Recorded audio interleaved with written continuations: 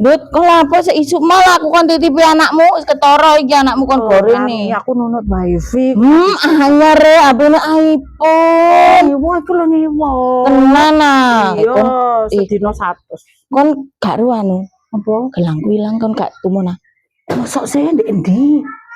Ya wis lek kudu kon pikirku lek kon Aku kon iki lho HP iPhone tapi nunut wifi nang tanggane lek aku ya malu ndut pengenane maknar saiki iki ono tunggale wifi mu nandi wifi mu nandi aku bayar diputus ya mesti kon blewebes kok ngene ku ndut ambek rondo gak saken gak aku amal nang rondo nang kon niku kaya eman lek aku wis mulian ndut wifi ku lemot kon mbek anakmu delok nah situ edeng ndek kene telepon pacarku dilu tak ini ndek kono rono bayar kono ndek kono ndek ora ndek kono bayar sak jam 2.000 ki rono ora lah nunut ae kok gak oleh lho entar lah nduk akeh ndak mulian nduk akeh ndak lho ngusir anakku lho kok tambah sing ngamuk lha ki omahku lah dinunut arek cilik kok gak oleh lho arek gak kena aku lek tarung mbek kono aku padha karo ngene nduk